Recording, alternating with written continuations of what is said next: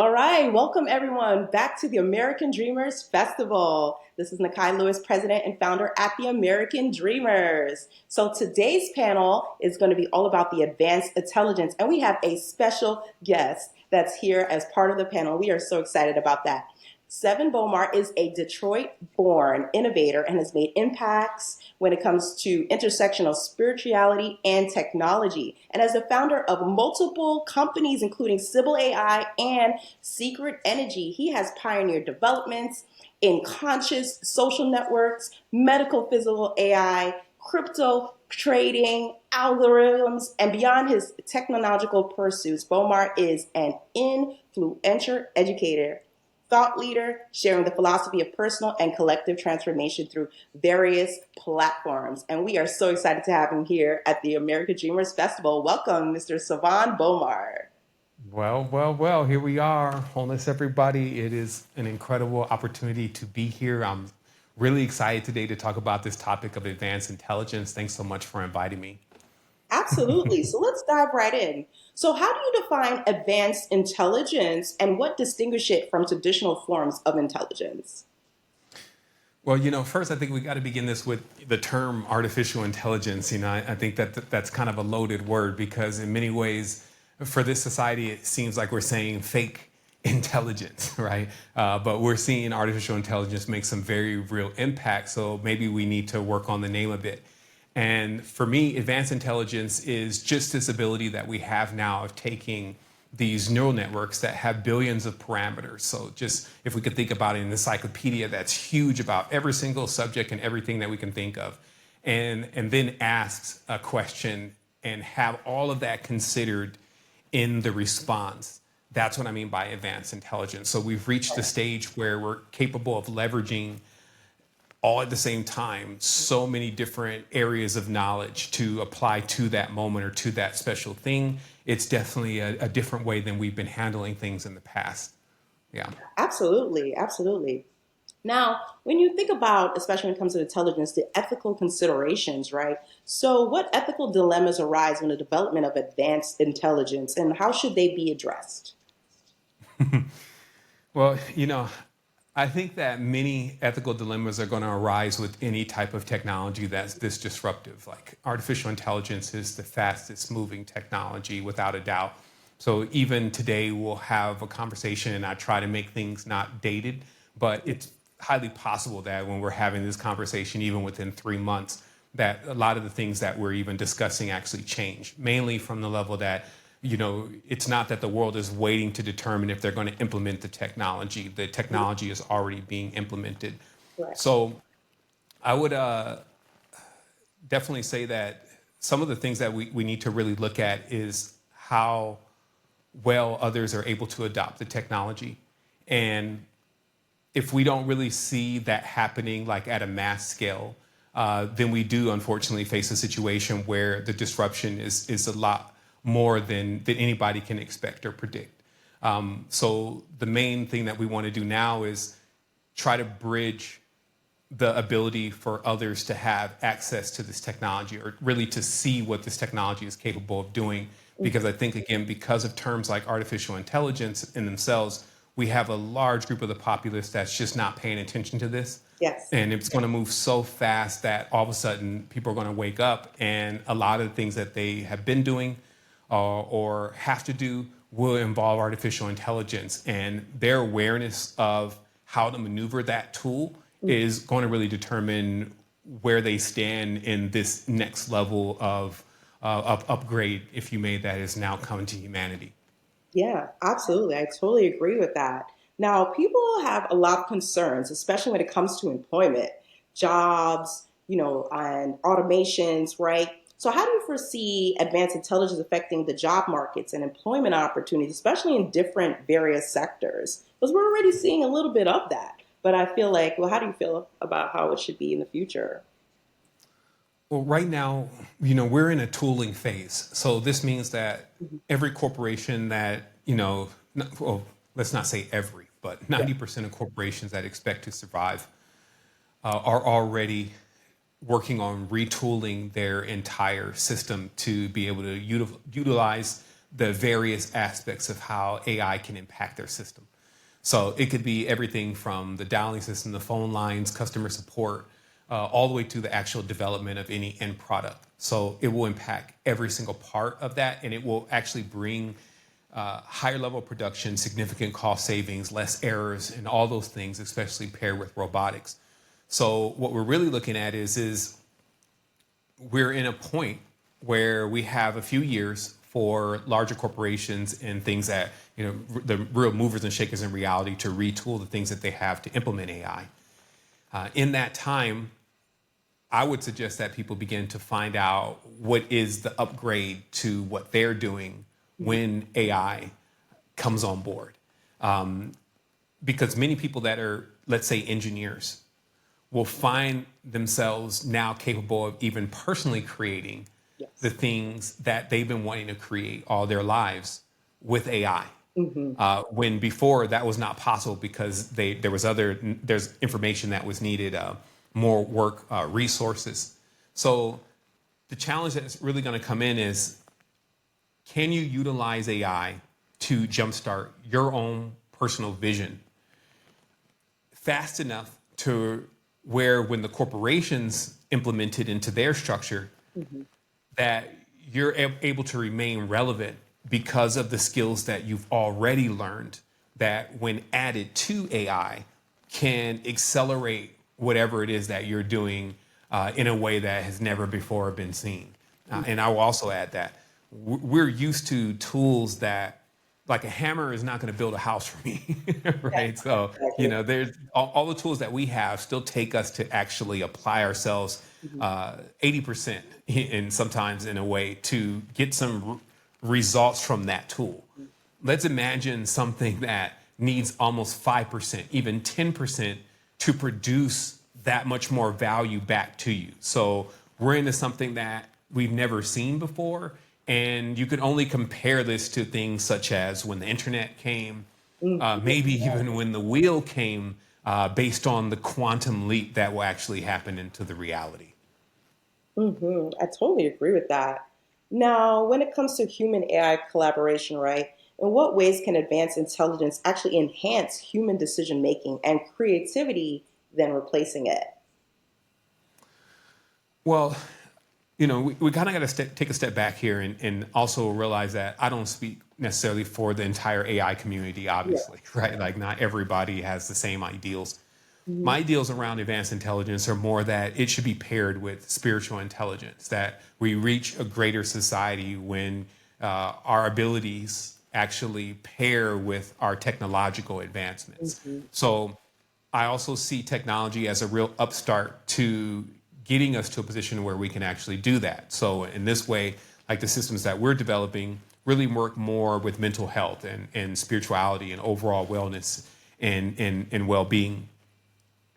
And So again, my perspective is going to be a little bit different on how what my approach is to AI and what I need it for, what I think it's good for. Right. So in this way, when we're even looking at these technologies now, and we're seeing that we can have medicines now or make our own medicines, when we can finish our own chemical processes, when we can basically fill in the gap of all the things that we still needed before we could make things happen for ourselves Exactly. as a community, as a nation, as a world, it really brings more competition into the field of other parties who are supposedly able to support you also. And so what I'm saying is that with this huge upstart in technical ability, if we choose to go down the route of using it to assist us in medicine, we're now seeing things like dream or dream to image, thought to image. Wow. This is where you can think something and then the image of it will appear.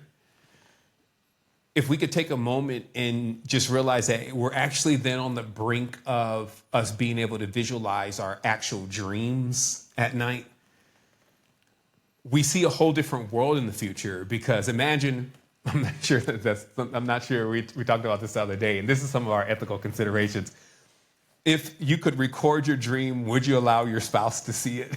Or, wouldn't it take in many ways for us to all reach a different level of maturity for such intelligence? Because intelligence is really like the action is really the things that are going on. Such intelligence to be granted to the world.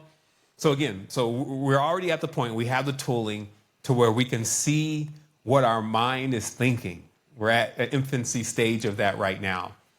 But we're also at a society that will judge you based on what you would even have going on in your dream. You know what I mean? So Yeah. this is kind of like we can always look at other things to understand really the benchmarker to how things will move. Hmm. Like for instance, text to image has become a big adoption with things like Midjourney and Stability and Flux and all the big systems because it's instant impact.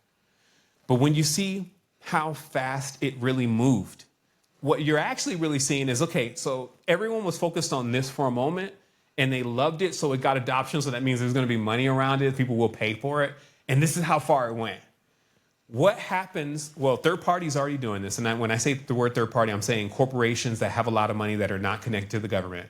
But what happens when others start to technically pioneer other fields, not text to image? Medicine is happening big in the behind the scenes, but who's got something to work with DNA in their house? You see what I mean? Right. But there is stuff that's happening by third party behind the scenes that is going to produce innovations that we've never even seen before.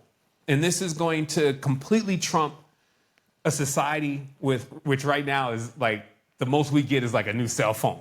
You know what I mean? With a new camera. Like the tech still is so weak as far as the redundancy of how like we only can get better drones maybe. All that's about to change here. And things like the implementation of the new Apple headset. They just shot a new movie called Submerged. And many are saying this is an experience that they never would have thought possible to have watching a film.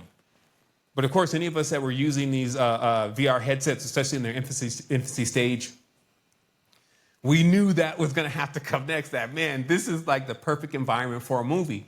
And here we are now. So whatever it is that your ideas of the things that you felt like, man, society, if we did this, it would be incredible.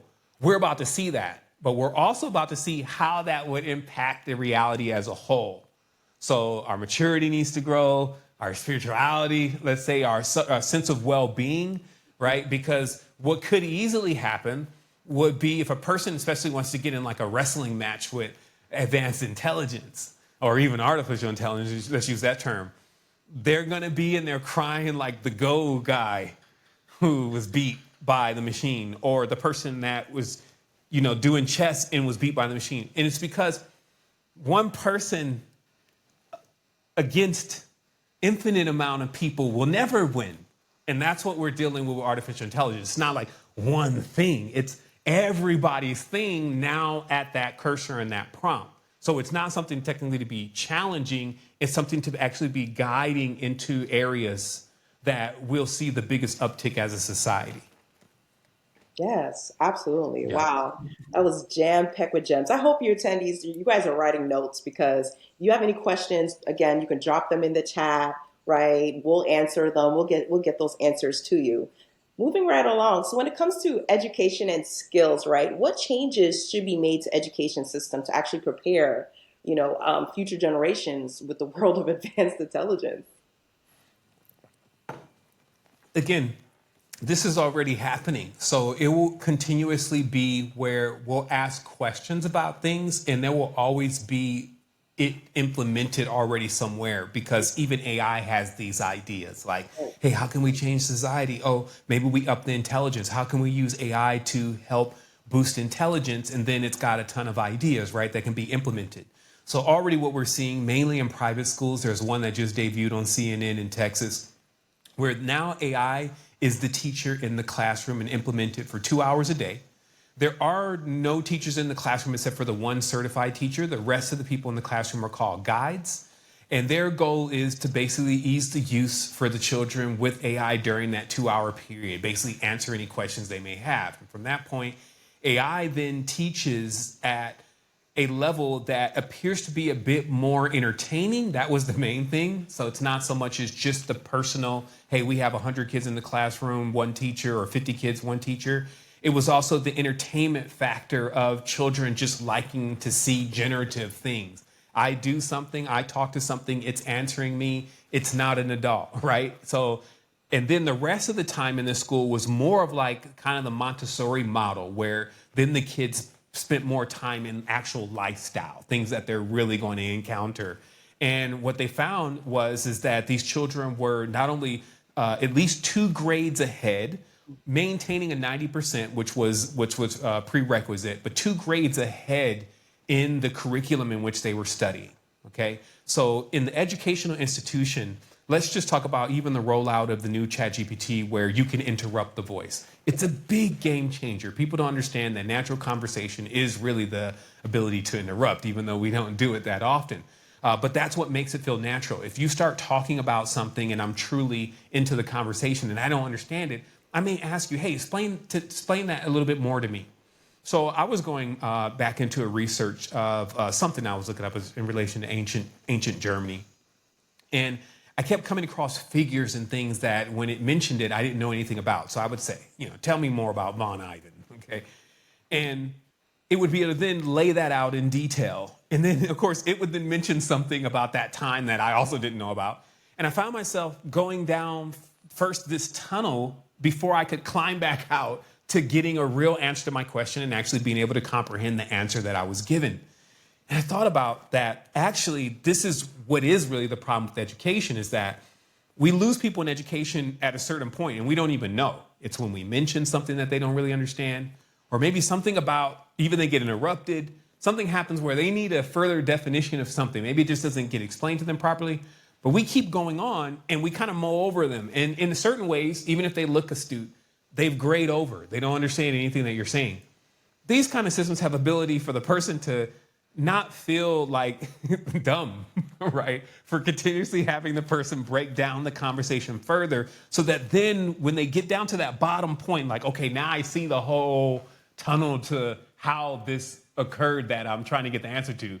Now let me climb out. You actually have a real answer. And that does something to the brain. It does something to cognizance. It does something to the way that you answer or ask questions. So at the end of the day, what we're actually being opened up to is the ability to be able to learn, if we're going to use language, how to communicate better. Because one thing about a large language model, as it's called, is it knows language and it's able to semantically rank language. And that would be that one point where somebody would say, hey, what's semantics? Words, like the ability to say, hey, in context to what we're talking about, these words rank higher as being able to offer a solution. And let's look at them more and then put them in a proper order based on the billions of parameters of what we've seen of how they should be put together and here. And you find that especially for someone who is still learning, which I think we're all still learning. Most people don't know all the language, all the words in the English language and how they can be used, right? So this, again, it broadens our ability to understand more of the context of the code that we've been communicating in already. So that does a lot for individuals' education. If people choose to implement that in the private atmosphere, it will assist, especially in growth of children. And then, of course, we're going to see it inside the school systems after they go through their battles and things of resisting something that, just like if it was the wheel or even cars when we were all in horses or riding horses, is going to be adopted in the society anyway. Yeah, exactly. And actually, I was thinking when it comes to education too as well, like what if we could, get everyone in the whole world on the same page through advanced intelligence? There's so many countries that don't have the education like America does, and if they only had access to these tools and information, where would the whole future of society really be? I mean, yeah, that kind of allows us to rub against why, because let's just face it, it's not AI that's all of a sudden is going to do that for us. Let's Hmm. say, for instance, because we could have done that anyway without AI, right? I think what happens is AI gives certain people who would technically be about doing something like that the ability to.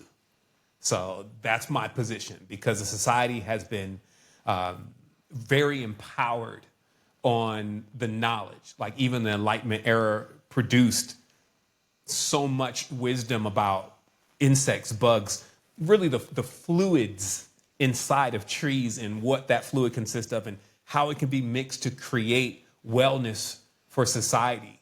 But that didn't necessarily become something that society received. So I think that what we're dealing with here is more competition.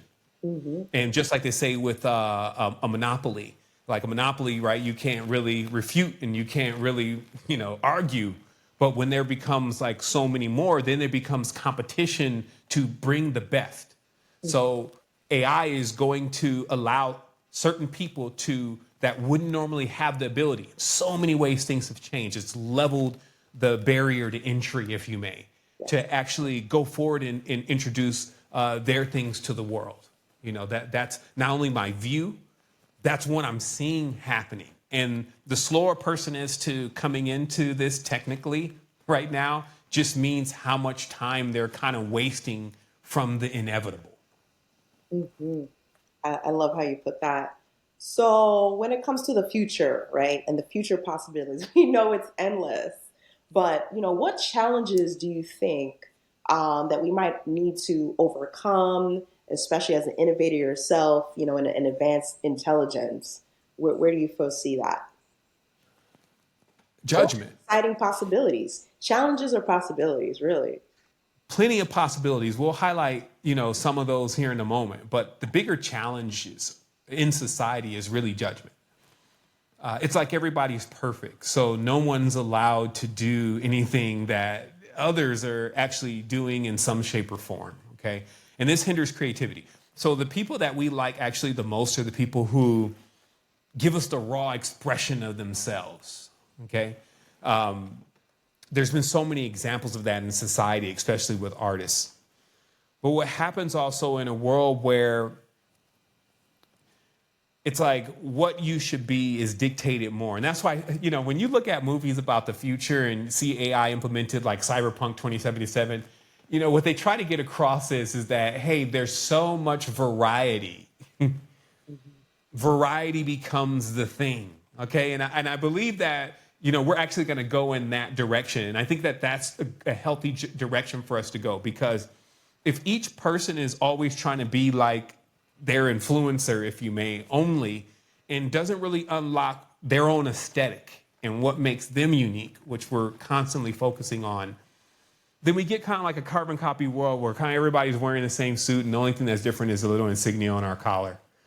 We don't get into full levels of expression of what we are and the uniqueness of what we came to this planet for, right? And this to me is like, I'm absolutely sure of this, right? This is not something that I'm questioning. So for us to again, so that some of the negative things that can happen is like when we're talking about violation of privacy, we should come to understand that everything that we've ever done on the internet is somewhere. It's like the digital Akashic records, and In a society, sometimes that even fears blackmail, especially some of the things that have happened over the last few years. If everybody's data is all of a sudden released, and they had a movie like this, it's like everything about your life was transparent. Okay. Mm-hmm. We got to think about a society like that and whether we're even prepared for that. Of course, the honest answer right now is no. But are there ways in society that we can become more open about certain things about our character while maintaining certain private aspects to our way of being? This is the big question, okay? Because AI in itself, in this advent, it hungers for data.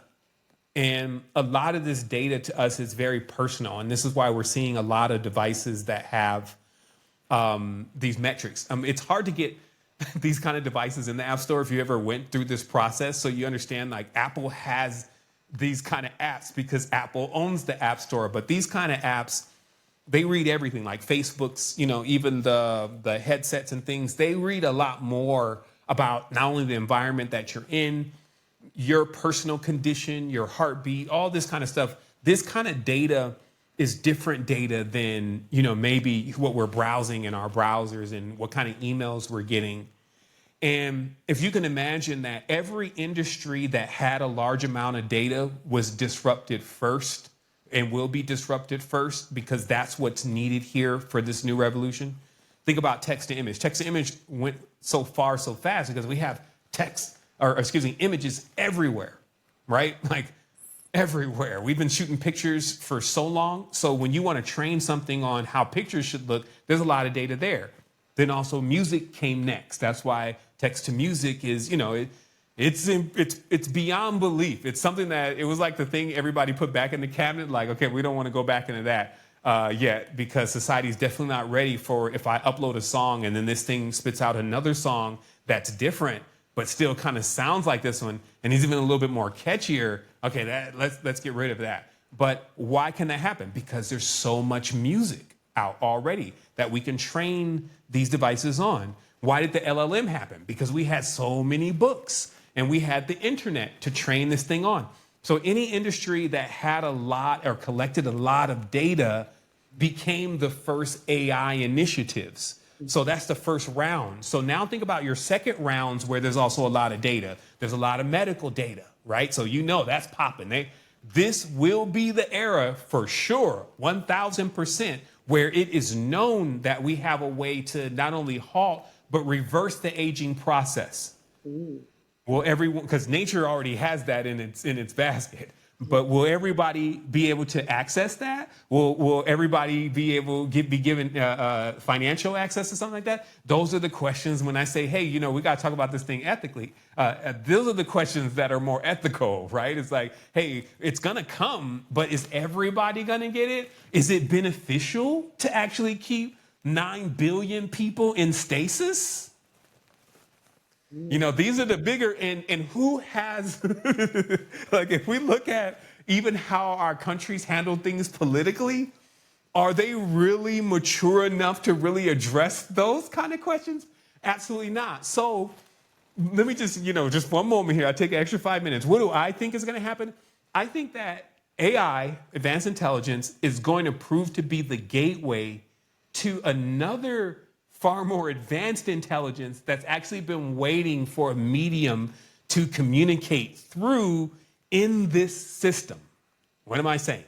I'm saying that what we're discovering the most that really is the magic thing in AI is that it uses different parallels that we don't use to figure out problems. It doesn't always go the traditional way of how we figure out problems. And so that means that, hey, it's able to think on different trains of thought.